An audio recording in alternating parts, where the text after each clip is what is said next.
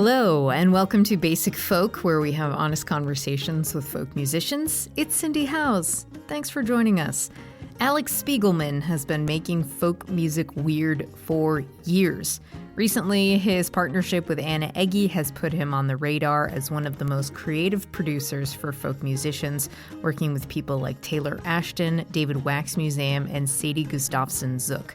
He's part of the innovative indie folk band Cuddle Magic, who just released a record in 2020 called Bath. Alec also found time during quarantine to release a solo album, which is filled with his signature charm and weirdness, highlighted by brass and woodwinds. Alec's personality is very playful, which translates really well into his solo work and the albums he produces.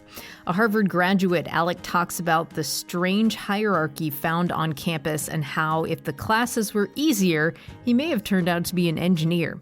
Lucky for us, he was swayed in a musical direction. After Harvard, he attended the New England Conservatory of Music in Boston and developed lifelong friends and collaborators in his band Cuddle Magic and the musicians surrounding that scene, including Lake Street Dive. His new album, Airplane Mode, features his song Hurt a Little, which was co-written by Ana Egge. Anna's also recorded a version, and you can even find a recording on Cuddle Magic's latest of that song. It's got to be one of the best songs I've ever heard, and I wouldn't be surprised if more people recorded it. We're going to take a listen to Alec's version on his solo record, and then we'll get to our conversation with Alec Spiegelman on Basic Folk.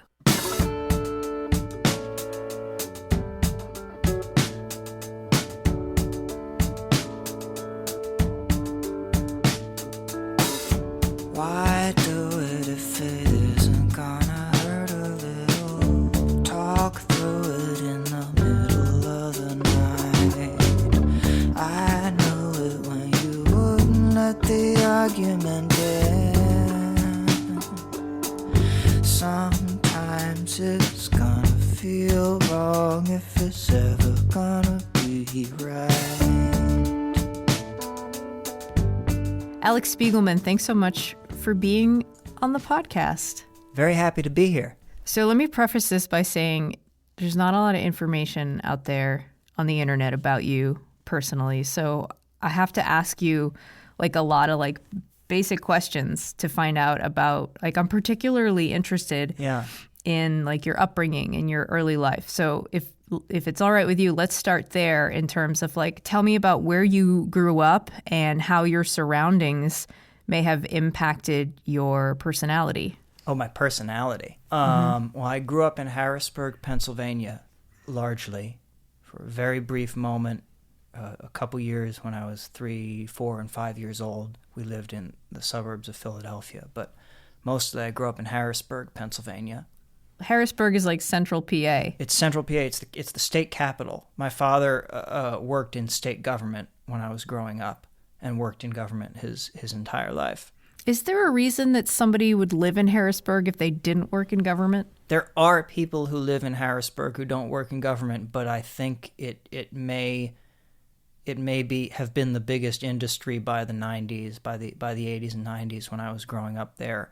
I think it became the capital also because it was centrally located when the capital was chosen, and it's on the Susquehanna River, which is a wide and shallow but easily bargeable river, and it's on the edge of a low run of mountains, part of the Appalachians, and I think there was a bunch of rail traffic that went through there, probably a lot of steel and coal and things like that.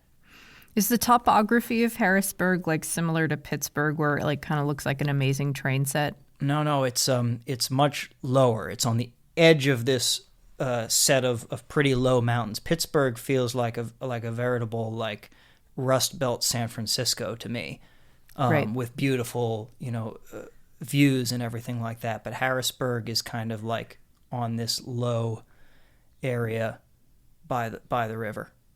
And it's a wide, shallow river. It does flood occasionally. It flooded once in the 90s and took out an old steel, or I guess wrought iron or something, bridge that you could walk over until it was taken out. So it would flood dramatically every now and then, and get some neighborhoods like within a few blocks of the riverbank. Wow. Yeah, what was it like for you to grow up in Harrisburg? Is in a suburb? In a inner suburb of Harrisburg. My mailing address was a Harrisburg address, but you go to my parents' house, which I did just a few days ago after testing and renting a car and driving out there with my sister, and you definitely doesn't feel like a city. You're in like an old farm or orchard or whatever that long ago became divided into tracts for people to put like single-story ranch homes on. Nice. What was your family structure like? And in terms of like music, how did your family treat music in the house?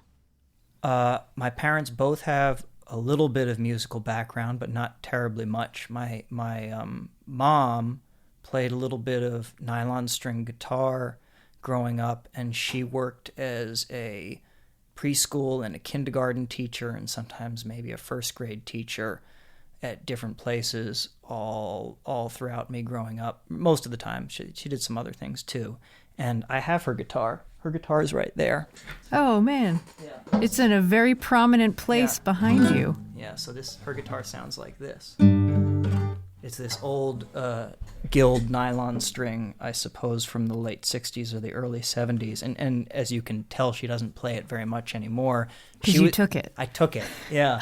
But she never played a lot of guitar, and I don't feel... She's happy that I have it, but she would do things like Baby Beluga with preschool classes.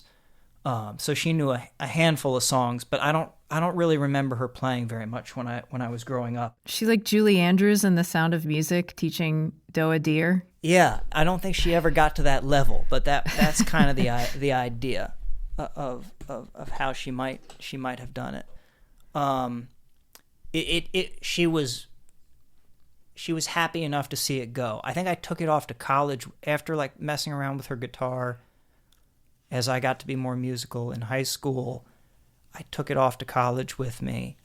And then at some point I gave it back because she had gotten a job where she did want to sing a few songs with the preschool kids. And so she had it back for a year or so. And then I took it back again, and she doesn't really miss it.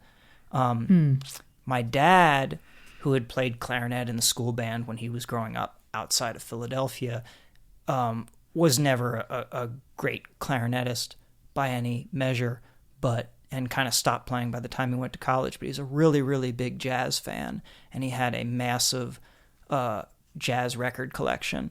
And I listened to this with him all the time when I was growing up. And so I knew all of this Duke Ellington music and Jack Teagarden and Benny Goodman and Billie Holiday, all this 30s jazz, especially 30s and 40s jazz. And just that was the only thing I listened to, and I knew it pretty well. Like I could sing along to all this stuff and knew who these people were. And then when I started to play clarinet in the school band in fourth... Was that your first instrument? First instrument was clarinet, school band in fourth grade. I immediately also started to try to play these old standards. Like I remember getting the instrument home and my dad being incredibly excited to show me how to play Stormy Weather. Don't know why there's no sun up in the sky, stormy weather. Because he could kind of remember how to play that on clarinet, but not very well. So it was funny because he would try to pick up the clarinet and really confidently want to show it to me, and he couldn't really do it. He would make a mistake. It's not an instrument that you can just pick up and be like, oh, this old thing? He had kind of been a government lawyer for long enough that he wasn't really as on top of his clarinet playing as he had been when he was a high school junior or whatever. But he did really get me excited about learning to play that music, and I did learn how to play those songs almost immediately when I started playing. And so parallel to being in the school band, I started to try to play all those old standards. And then there was a really, really great organization in Harrisburg called the Central Pennsylvania Friends of Jazz, and they had a youth ensemble, and I eventually got myself, well, my parents, my dad brought me to participate in that when I was in 7th grade or something like that. And that was great because show you, they encourage you to go up there and improvise and kind of see how that all worked. It really sounds like you had quite an affinity for jazz when you were a kid. And in thinking of like being a kid who picks up a woodwind instrument, like, or just like being a musical kid in high school, the jazz ensemble was just something that like was extra that you had to like try out for. But it sounds like you really connected with jazz at a pretty early age. What was it about the sound that got you? I don't know. I mean, it was the only thing I listened to, and I listened to a lot of it and a lot of good stuff. My dad had a great record collection and good taste in that music and a deep knowledge of it. And I suppose if you listen to a lot of anything, you get to kind of understand how to listen to it and what to listen for. Because I've found myself enjoy things more in my later life after I kind of caught up to understanding what was going on. Like I hated Bob Dylan. I think the first dozen times I heard Bob Dylan, and it's pretty normal though.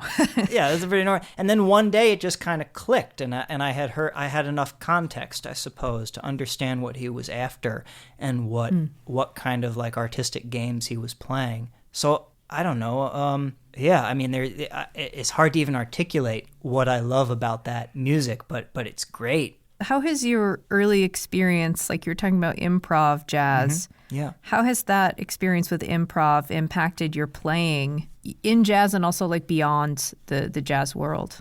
It's a great musical tradition, and it I don't know, the whole practice of making it up as you go along within harmonic structures that are familiar throughout Western music and beyond is an odd and useful skill, kind of composing on the fly and making counterpoint happen with other people and finding new melodies in the structures of popular songs. It's kind of like the basic musical skill that I rely on to do everything.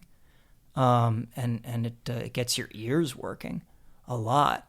I suppose, I've spent a lot of time trying to work beyond those conventions that I take for granted, all the stuff that it kind of gave me. It just teaches you how to actually listen and react to what's going on.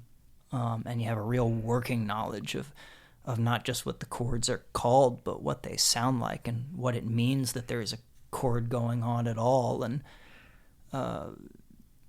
the framework that gives to various people to play notes. Yeah. Before we get too far away from like the origin of I'm like really interested in like how your personality seeps into your musical output, and from like the few times that we've interacted and listening to your music that you create through Cuddle Magic and through your solo work, your music and your lyrics, and also hearing the music you've produced, like I've sensed a lot of like playfulness, curiosity, and like interest, and almost like I was trying to find another word besides magic to use that doesn't sound like, what like some people would call like woo-woo, like there's like this interest in this like tapping into like something mystical.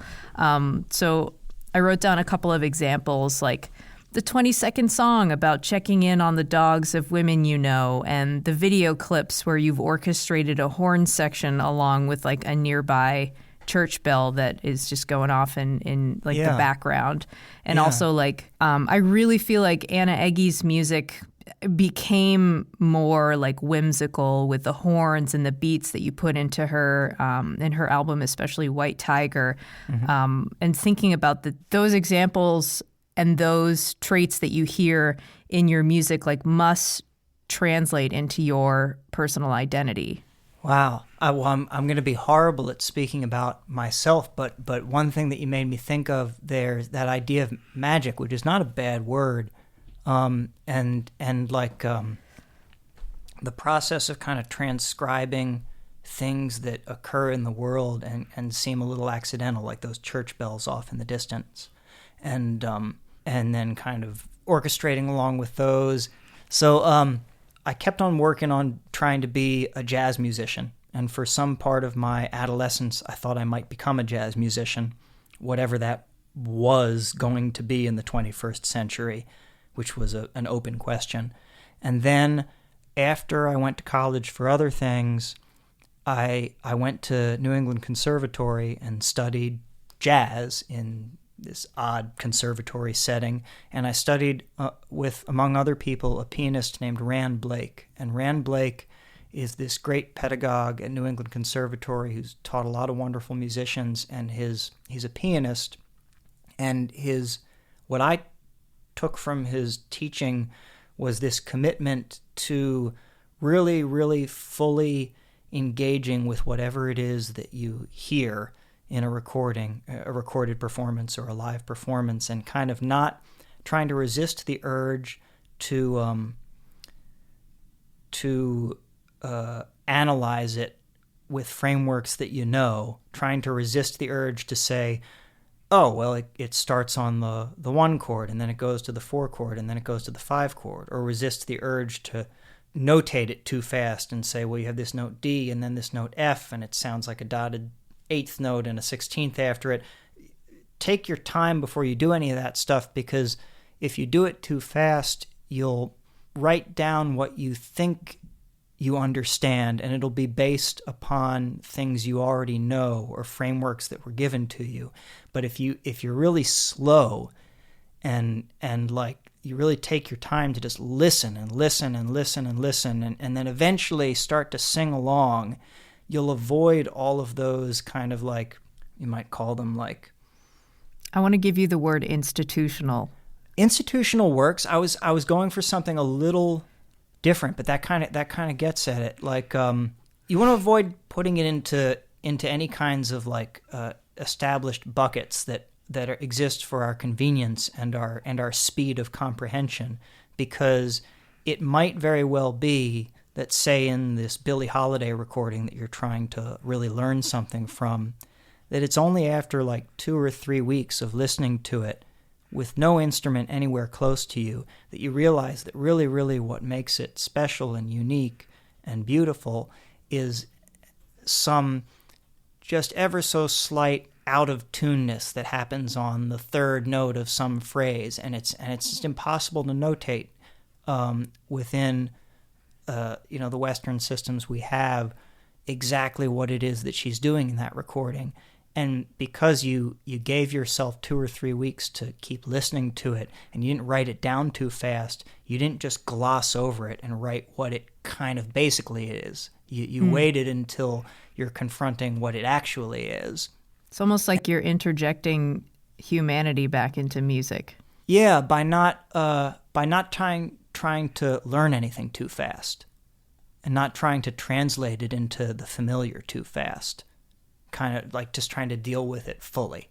There's a lot of great stuff that Rand Blake talked about. I wouldn't want anyone to think that that's the be-all and end-all of his teaching, but it's kind of the fundamental thing that I got from him. That's super wide. It's super cool. It's applicable in so many ways, and it's applicable in a couple of the things that you mentioned. It's applicable when you have a recording.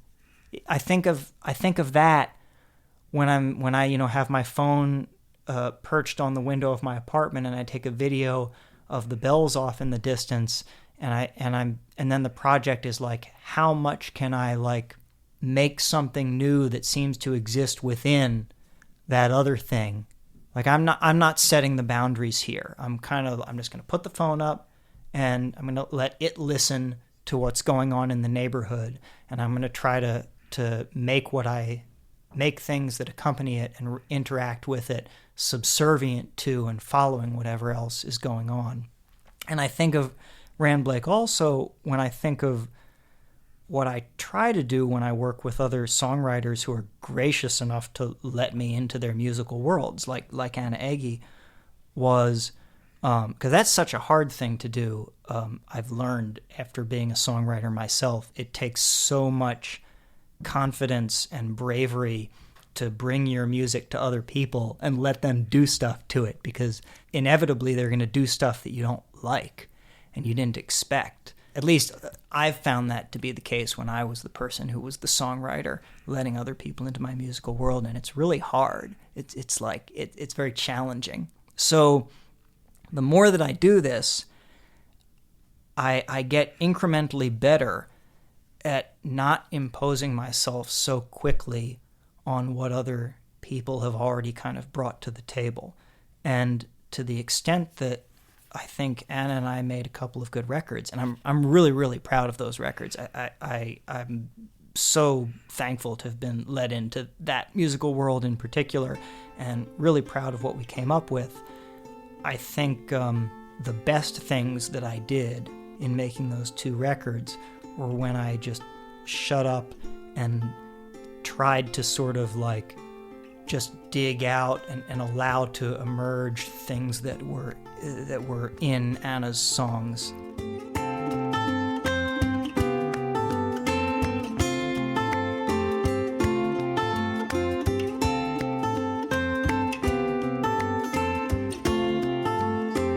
I want to hear more about your process in like developing your writing style as a songwriter. Mm-hmm.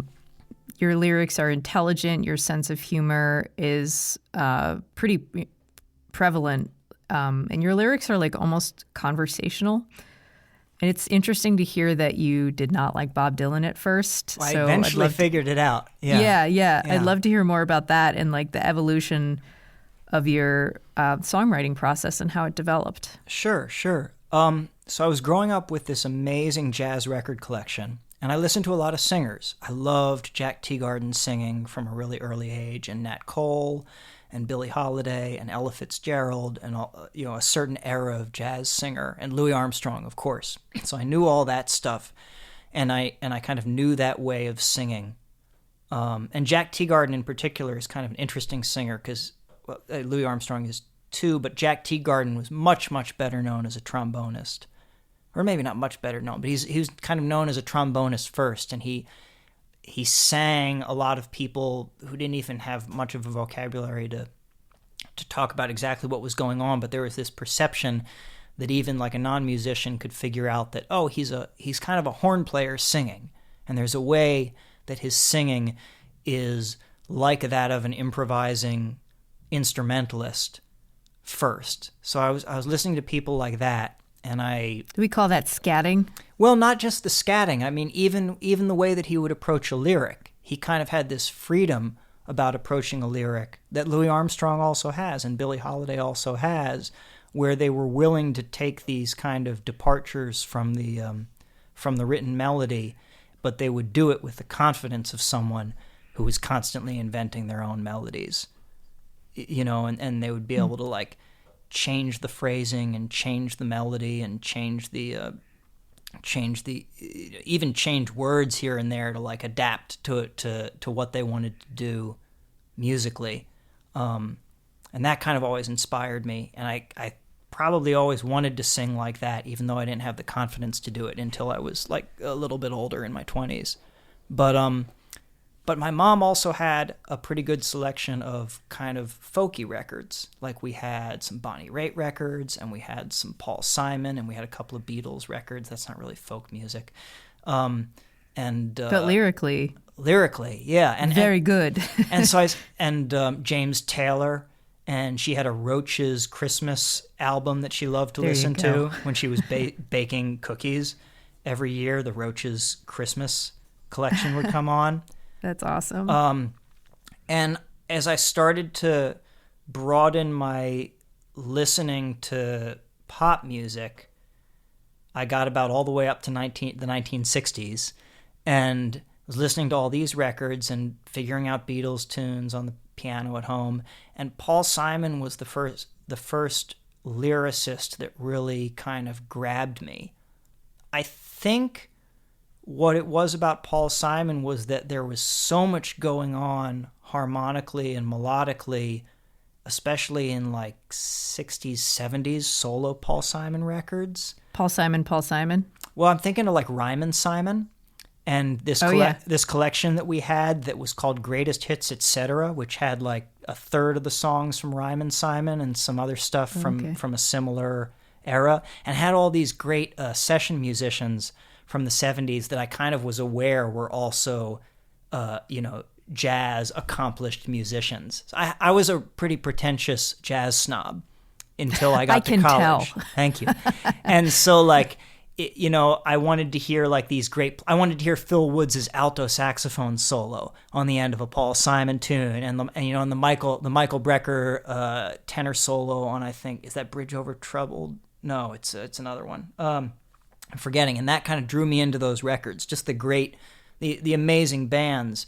And then Paul Simon was so literate and thoughtful within these kind of obviously accomplished musical frameworks that I kind of finally got it in my head that those things could work together.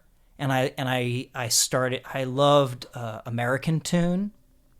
I also loved that it was based on a Bach chorale, and I dorked out about the fact that it had that, kind of next meta musical reference built into it. And I started to, one of the very first songs that I learned how to sing and play on the guitar at the same time is kind of a pretty complicated Paul Simon tune called I Do It For Your Love. All these chords moving around and kind of a difficult modulating melody. And the difficulty of the music gave me the confidence to think that I could do it justice. Like as a non-singer, as someone who had a lot of self-consciousness about the sound of my own voice, the difficulty of this melody made me feel like, well, if I can just sing all the notes and the rhythms right, I'm kind of doing it, and I'm doing something impressive, and I can feel comfortable doing that in front of people. Whereas singing a Dylan song was just well beyond me. I didn't understand I wasn't, my ears weren't at the point yet where I could analyze Dylan on a really detailed rhythmic melodic level, which I like to do now. I think Dylan's an amazing singer by any measure and any way of thinking about singing. I just think he's incredible. But that was beyond me. But Paul Simon, who's kind of singing these melodies that you could kind of notate if you had to, they're not that crazy in his phrasing. It's eighth notes and quarter notes and stuff. But moving through these fancy changes, I could do that. And so it was kind of accessible to me. And the lyric of that song in particular, I Do It For Your Love, is really, really cool and kind of smartly poetic in a way that doesn't hit you over the head. It's a really great song.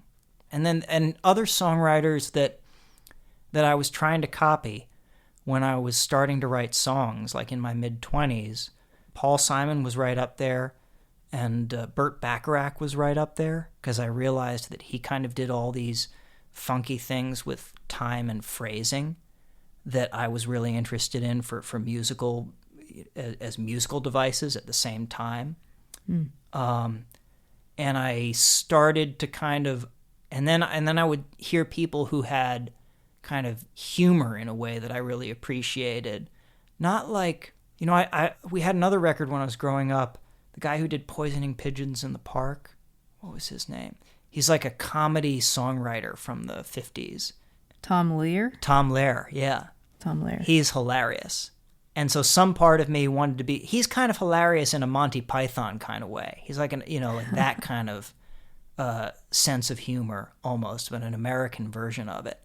And very dry in his presentation, but not in his writing. The writing is a little over the top. I loved that, but I didn't try to really write songs like that. But eventually, when I heard people like Dan Byrne, who I think got played on the Philly, I used to listen to that Philly station that had the folk show in the afternoons, XPN. I'm not familiar. Oh, XPN, yeah. Yeah, totally. I used to listen to the afternoon show on XPN. Gene Shea. Yeah, but there's another guy, World Cafe. Who was the World Cafe David guy? Dye. David Dye. I'm so familiar with David Dye's voice and Previous everything.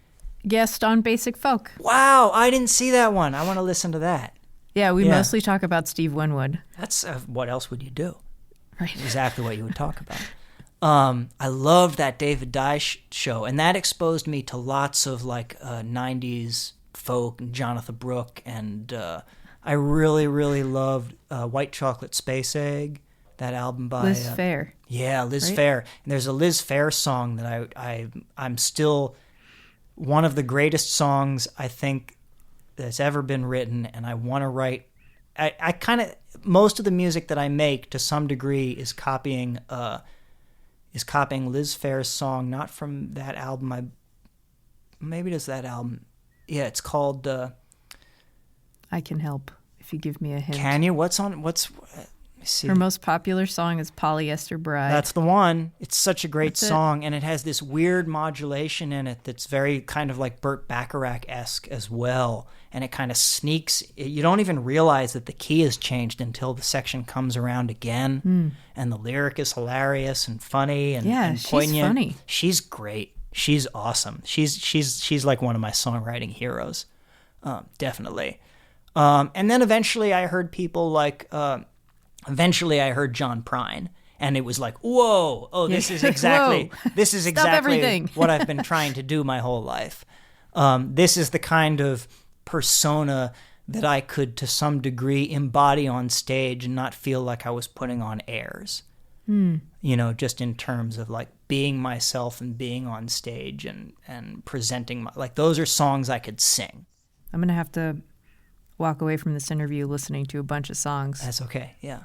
You went to Harvard. Yes. You didn't go initially for music? I didn't go for music at all, but I ended up taking advantage of the music department there.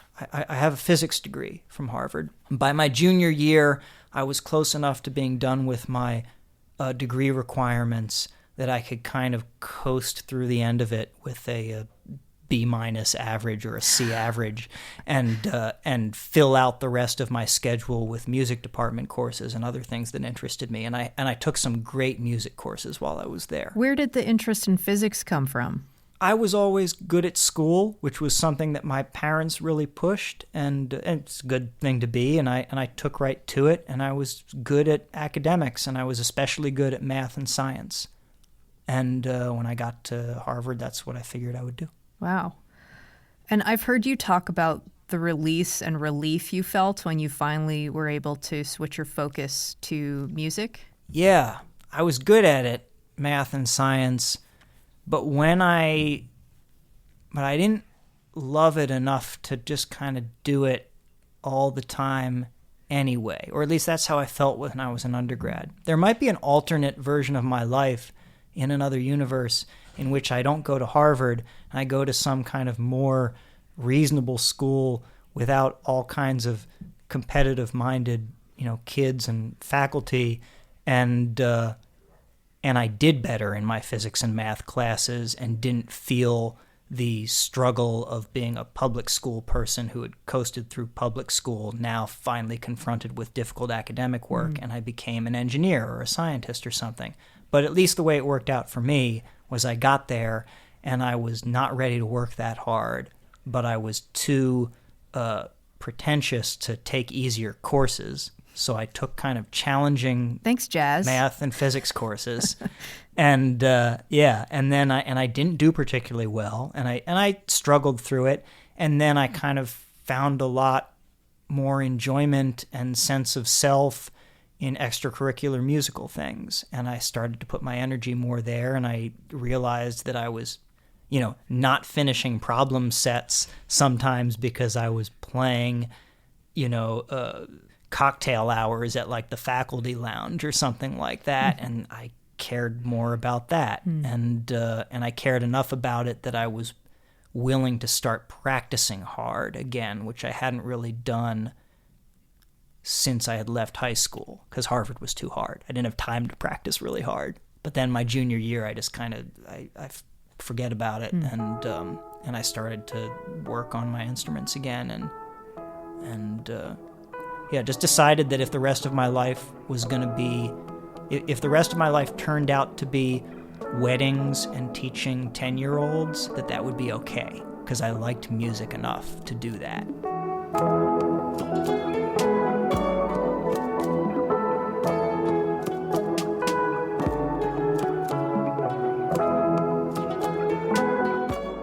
I read your blog post about the song Anybody Can Grow Up to Buy the USA that you wrote in 2018. Yeah. And I don't necessarily want to talk about the person who inspired it, which you didn't name him. It's kind of like the Allison and Elvis Costello.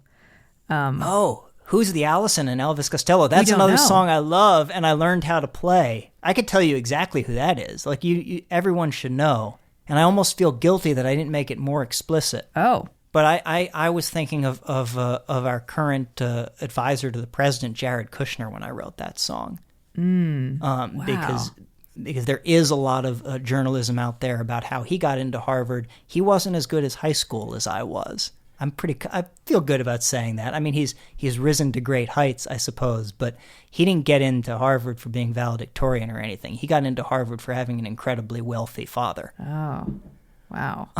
And led him to heights of power and nonsense. That's crazy. But he was my year. We did not interact at all, needless to say. I think once with a on-campus, funk band that I was in, I must have played the, what do they call them?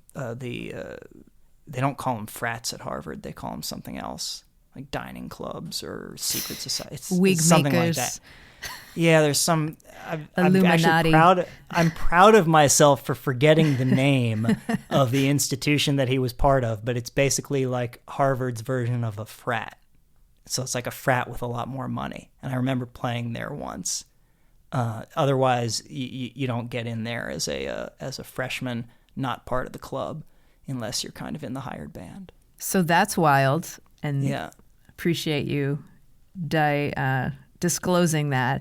The thing I wanted to hear about was you wrote about a funny shame, a discomfort with presumed privilege in attending Harvard.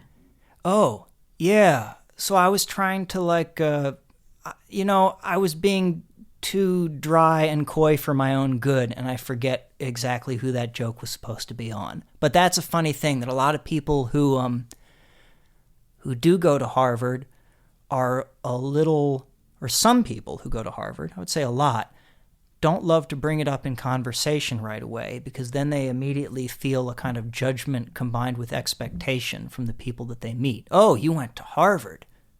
You must be either really smart or really privileged or really powerful or think that you're any of those things.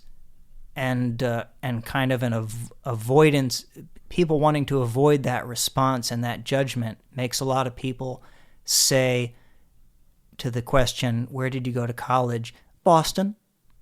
And a lot of people will evade the question a little bit. But I don't remember what kind of elaborate joke on joke I thought I was making when I wrote that blog post. The lesson from this, which I've now learned this lesson a few times, is if you want to make fun of someone and just really stick it to them, sometimes it's just better to just tell people who you're talking about. Jared Kushner. Yeah, apparently. Absolutely. Right. Wow. All right. Well, I'm going to go listen to that song again. Yeah. After Harvard, you attended New England Conservatory of Music. Yes. Which sounds like you finally got your life on track. I felt so lucky and privileged to be able to go there, and then it was 2 years of feeling like it was my job to practice 8 hours a day again, and I was just kind of in heaven. And there were so many great instructors there, Rand Blake among them, and so many colleagues that I met there and still play music with. Everyone in Cuddle Magic, all the people in Lake Street Dive, lots of really great people making really cool sounds. Yeah, with Cuddle Magic, you say the members of the band are conservatory trained yet folk musicians by temperament. What does that mean? It means I had to write some kind of bio at one point. I think I might have done that. I think what I was trying to put across was I was trying not to hide from the fact that we went to music school, which I think we were all at some point, we wanted to underplay that because it felt like not the right way to promote your indie rock band. But yeah, even though we were mostly kind of had jazz backgrounds, we wanted to make songs with words and no solos and acoustic guitars. I think that's all it means. Also, we all loved, I think, the range of music that gets classified as folk these days, and we had varying degrees of experience with that music. I mean, Ben kind of came from a folk music family, and I had kind of found my way to that stuff and found my way to old time, even when I was still in Harvard. Kind of an obsession with old time music and other things. And the name Cuddle Magic came from how you initially all played together? Yeah. Or maybe something else lost to history. Which is that you would like huddle, almost cuddling. We had to be really close because the initial concept of the band was we're going to do songs and we're going to really work out these kind of, we're going to think really hard about the orchestrations and the arrangements. Those were kind of givens from the beginning, but we're going to do it all really, really quietly. And so when we started out performing, it was, few or no microphones and all unamplified, quiet acoustic instruments. And how did that feel at first to like play so close to people? I would imagine it would be like either very scary or just like incredibly comforting, but how was it for you? So great. For me personally, it was everything that I wanted from music. It was all this stuff that I was jealous of that I saw other people doing, because I was starting to become more a part of this kind of folk scene that's very active and vibrant in Boston. And I was playing and touring with Miss Tess. Do you know Tess? Yeah.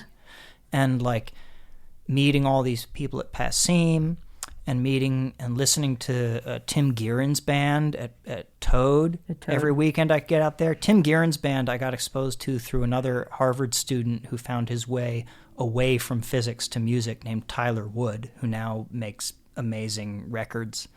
And I think somewhere up like near Hudson or Catskill.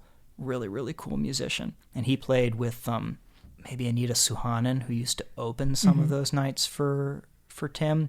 And he hipped me to like checking out Tim's band. And this is a lot of Boston, or this is a lot of Cambridge music history. So much Boston, but like I loved that band, which is so good with Jim Ulrich and Paul, the Aruda brothers, but it was mostly like Scott Aruda on trumpet and Paul Allstrand on tenor. And I had never heard horns used in kind of roots music like that. Well, for those who are not familiar, Tim Guerin is a Cambridge musician who for like 25 years played every Monday night at this place called Toad in Cambridge. Yeah. So good. And then after a while, he started playing every Monday night at Atwood's. Yeah. And I believe that the residency he doesn't do it anymore. Is that true? He stopped. Well, he's probably not doing anything this year. It's a funny year. Yeah, nobody's doing anything right. for a while. But I think the Atwood residency is not happening anymore. But it was like legendary, people would. And Toad is, and I think Atwood's is also a place where there's no cover. So it's like you just go and you just drink beer. But like it's historical in the Cambridge roots scene. Atwood's is great. Toad is great. Listening to Tim's band on Monday nights was such an education.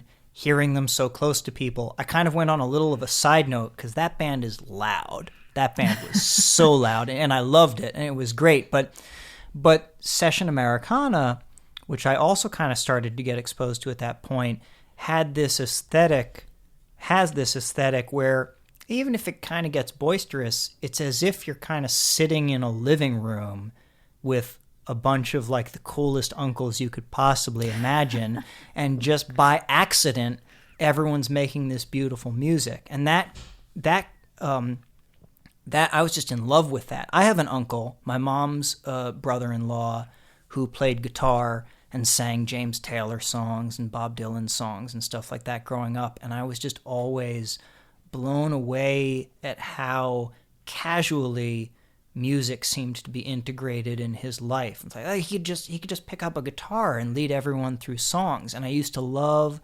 playing clarinet because I had studied jazz and I kind of I could hear things going on and I could figure out how to play along with kind of anything that he could throw at me. And that was one of my greatest musical pleasures growing up. And then I came to Boston and I start being more a part of this Passim scene, and to see this beautiful casual presentation that Session Americana did that just kind of like drew me right in. I wanted to do that kind of thing. And I wanted to do the thing that I would see. I'd be hanging out with Tess at, parties in someone's apartment late at night. And she or Avi Salloway or David Wax, who I started to run into around that time, or all of these other people that were kind of floating around Cambridge, they could just pass the guitar around and make music happen, just sitting there at 11 o'clock at night, at 1 in the morning, and people could join in.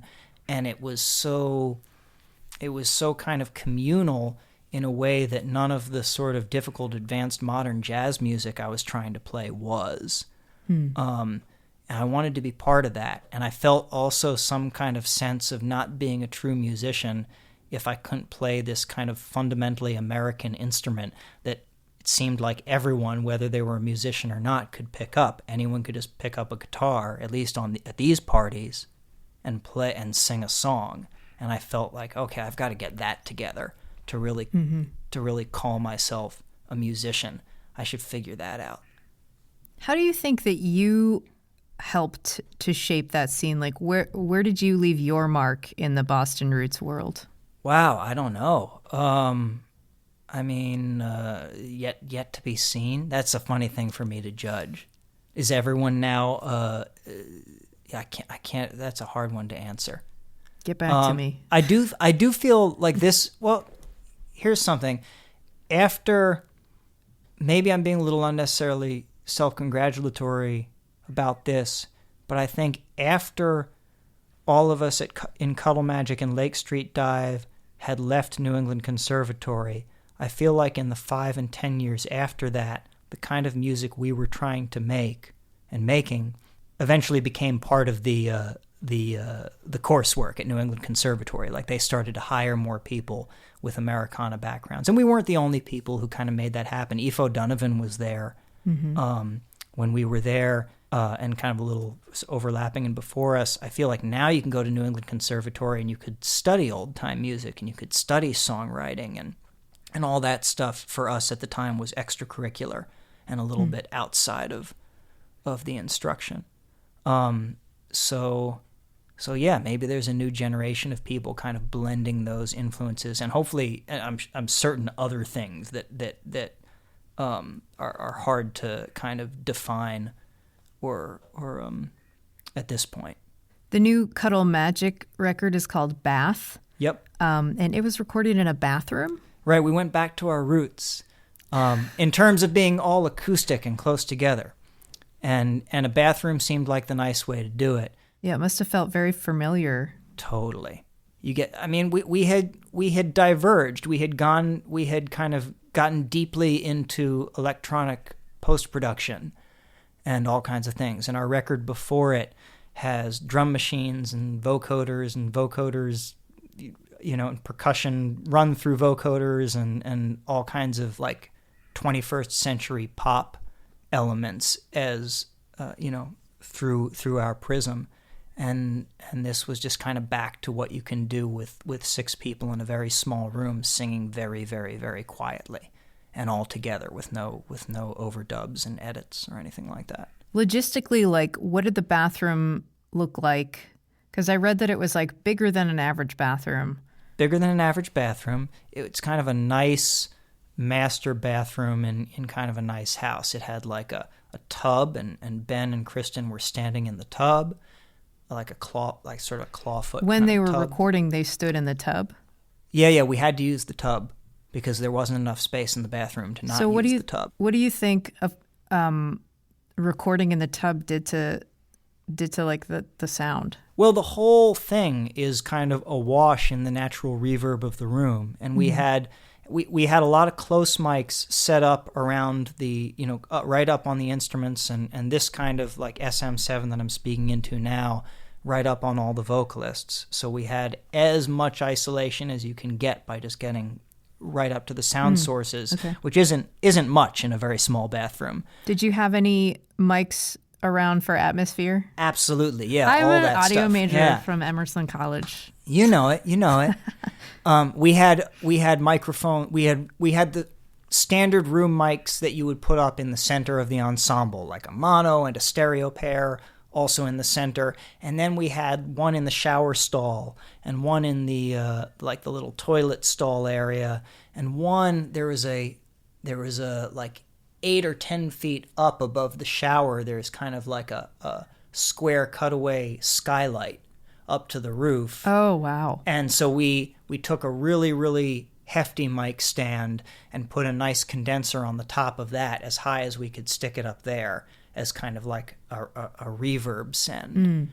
And I don't know exactly how Christopher McDonald, who's a Cuddle Magic member who mixed the record, exactly how he used all of these things, but I think he did some fancy manipulation and kind of conducting of all of these different sound sources I mean, I think you're a wonderful producer, but Christopher, thank you.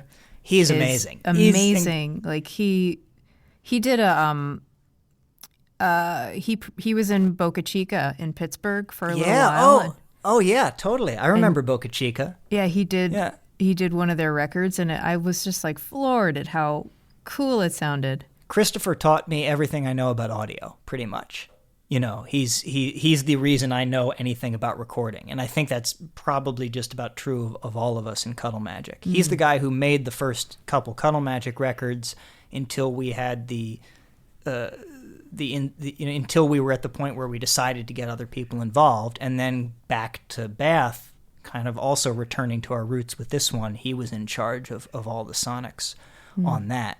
He engineered those sessions and mixed and mastered it. One more question about Bath. Like, how did you decide who was going to stand where? Like, how did you decide Ben and Kristen were going to stand in the tub and who's going to stand in the shower? I mean, we all sort of worked it out. I think probably Ben and Christopher sort of hashed out that plan mostly. We pretty much set up one way for the entire session, and there was a few songs we tracked where there was some moving around. I remember standing in the tub to play alto flute on something, just because that song required, different microphones on different people. But we kind of set up in a certain way. The pump organ, which it's not in this room right now, but is in another room in my house. There's like 85 instruments and microphones behind you.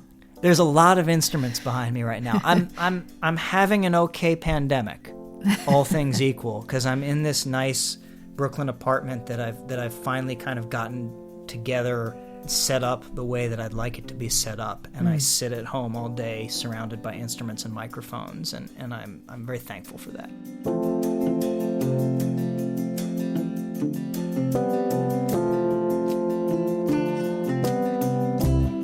You had a pretty busy pandemic 2020 with 2 full-length albums. Your solo record, Airplane Mode, just came out in 2020. And I want to hear about the song Hurt a Little. Where it comes from and where do you see it going? Because I feel like you have some thoughts on that. I suppose I do. That's a co-write with Ana Egge.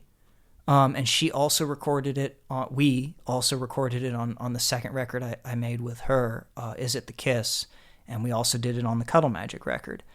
And it's a combination of, we were in Shoreham by Sea, which is a small town not far from Brighton in the UK, playing Anna and I playing some shows, and we were put up by this great promoter, Phil Jones, on his houseboat, and we're hanging out at the houseboat, and I was very, very sad because I had recently had a tumultuous, short-lived, barely a relationship with a woman that I fell unduly hard for. And I was sad about that one for a while, until I finally kind of grew out of it. And I was thinking about some conversations that myself and this woman had late night, and I was trying to defend the idea that if things didn't always feel right between us, that might be okay, and it might just be the natural way that things happen on the way to a true, lasting, and like healthy relationship. That maybe it's okay if it hurts a little sometimes, and if we don't get along sometimes, and if the argument stretches out until 3 or 4 in the morning, that doesn't mean that this is a ship we need to abandon necessarily. And I started working on that one in that houseboat, and then Anna and I hashed out a lot of the additional verses in a car ride into London to go play a show. We did a lot of good writing when we were touring for a couple years in cars. That's not easy.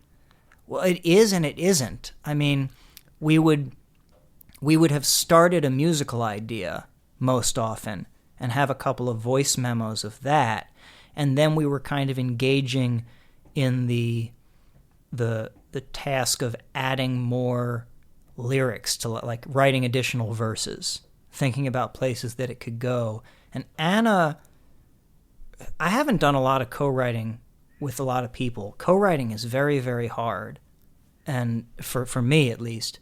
And Anna kind of forced me to, in that song and the other things we wrote together, to not try to lean so heavily on wordplay and humor and what rhymes and alliteration, and to kind of write actually what I would, something a little meatier. Get to the core of the feeling.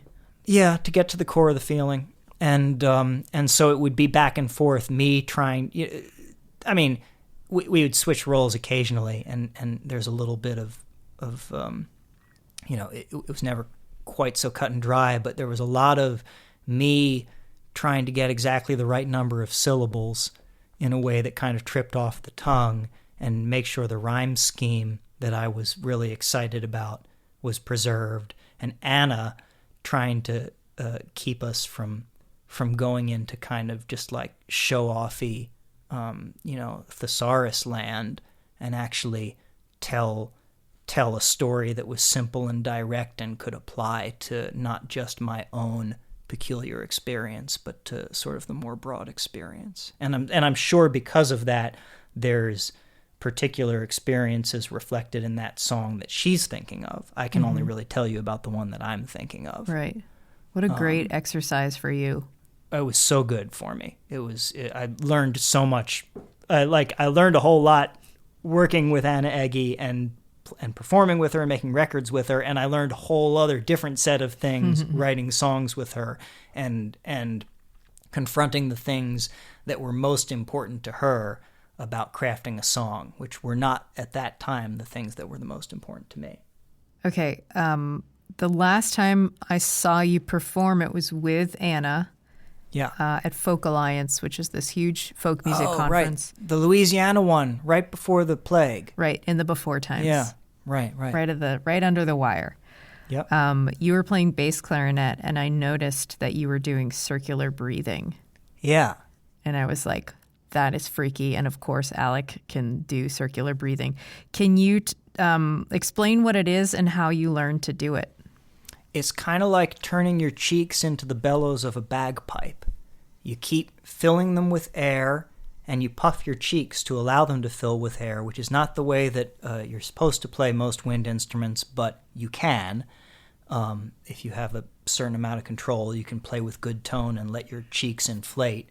And then, when you need more oxygen, before you pass out, you do a quick inhale through your nose, and at the same time you compress your cheeks. You're kind of like human bagpipe, and that quick exhalation, that quick puff of air that comes from you pressing your cheeks while you're inhaling new oxygen through your nose gets you through the moment when you would otherwise have to stop blowing through the instrument, and the sound keeps going while you refresh your lungs and you don't pass out. And it's a gimmicky old technique that all of my teachers over the years loved to say, I'm glad you're excited about working on this, but there's very little practical application for this, just so you know.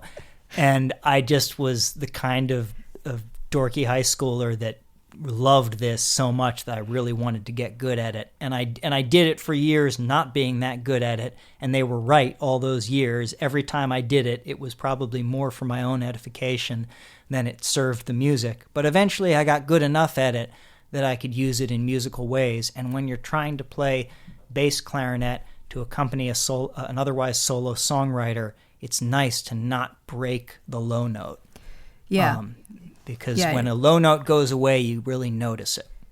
It's like the note is just continuous on and on and on. Mm-hmm. I remember our high school band teacher talking about circular breathing and saying, like, this is very hard, you can't do it.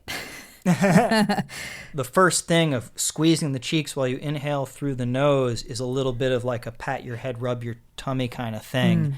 And I remember working on that, sitting in classes, and I just must have looked like such a freak. I actually looked up circular breathing, how to do it on WikiHow before we talked about this, and I was looking at the comments, and somebody asked, can you do this with flute?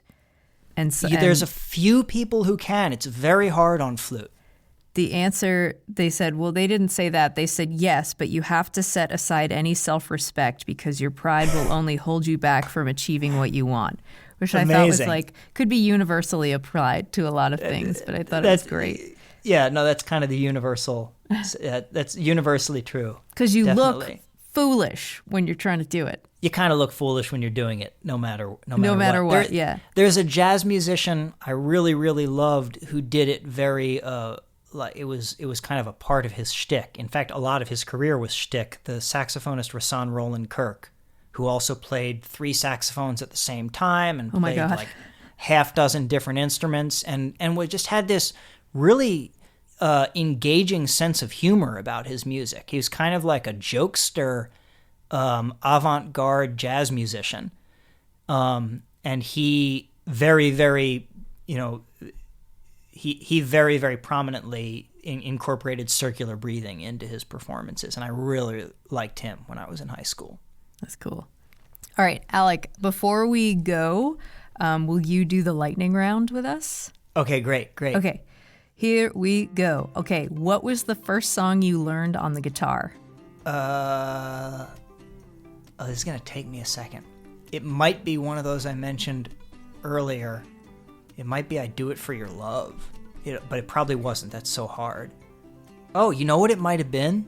Really early on? Might have been Melvern Taylor's song, Working Stiff. All right. Another person who's a very, very funny writer and inspiring in his sense of humor. What is your karaoke song? Oh, it's probably mostly Dock of the Bay. Dogs or cats or something else? Definitely dogs. What is your coffee order? These days I'm doing a pour-over, kind of dark roast. No cream, no sugar. First celebrity crush? Catherine Keener in Being John Malkovich. He's hot in that movie. That's perfect. Yeah. Who is the nicest musician you've ever met? Quite possibly Jeremy McDonald, Christopher McDonald's brother. First album you bought with your own money? I think it might have been... I mean, it wasn't really my money because it was still my parents kind of hooking it up and getting me through life at this point. But it might have been Branford Marsalis Quartet Crazy People Music, which is a great Branford Marsalis record from the early 90s or the late 80s. What was your first concert? It was probably one of the many Central Pennsylvania Friends of Jazz concerts I would go. We'd spend the whole weekend at the festival at the Harrisburg Hilton, my dad and me. What was the last book you read? Last novel I finished was White Teeth by Zadie Smith. What was it about? It's a fiction, and it's about it's set in England, and there's a couple characters who had kind of become friends at the very end of World War II, and then they make a life as immigrants in England, and their lives are complicated and their families are complicated, and near the end of it, all of these different all of these different elements having to do with kind of the immigrant experience and the Muslim experience in particular, and the West Indian experience in England in, like, I suppose the 90s. It's supposed to be sort of come together in a moment of potential terroristic violence. Jeez. It's hilarious. Oh, and it's hilarious. Zadie Smith is a very funny writer. Beatles or the Rolling Stones? I've never gotten into the Stones. One day I'm going to learn how to appreciate the Stones, but I've made a deep study of some Beatles records, and one of the first songs that I wrote with words, this song called Expectations, is inspired by two songs. It's inspired by I'll Follow the Sun and by What a Girl Wants. What a Girl Wants was a hit for, what's her name? Britney Spears? No, not Britney. Christina Aguilera? Yeah, Christina Aguilera. Oh. I found out it's written by Shelley Peiken is the name of the woman who wrote it. It's a great, really cool song that's got sneaky, crooked things going on with the harmonic progression and the melody. By fellow Pennsylvanian, Christina Aguilera. Is she a Pennsylvanian? Mm-hmm. Wow, I didn't know She's from that. Wexford, Pennsylvania, which is just outside of Pittsburgh. Amazing singer. What a Girl Wants, super, super deep song. Yeah, I did it years ago. I had an arrangement of it that I did with some friends. I don't think I sang it. Anyway, good one. Flying or invisibility? Flying. Invisibility seems kind of like, who does that? That just seems kind of like people have, I don't know what they have in mind wanting to be invisible. Okay, here's the last question. Where's the most beautiful place you've ever visited? Ooh, interesting. I remember Garden of the Gods, which I think is somewhere in New Mexico, being really great. I don't have a good answer for that one. Congratulations for making it through the lightning round. You have my utmost respect and admiration. Thank you, Cindy. And thanks for being on the podcast. It was so nice to talk to you for this long. And yeah, I wish we were in Boston at the same time, but we didn't ever cross paths, I think. So it's nice. It's nice to be able to be friends as we grow into our middle age together. Yay! Basic Folk this week, produced by John Nungesser. We are on the American Songwriter Podcast Network. Our music is done by Alex Stanton of the band Townspeople. I'm Cindy House. Thank you so much for checking this out. And if you know someone who would like this episode, please share it with them. You can find all of the episodes wherever you get podcasts or at my website, cindyhouse.net. Okay, thank you. Bye.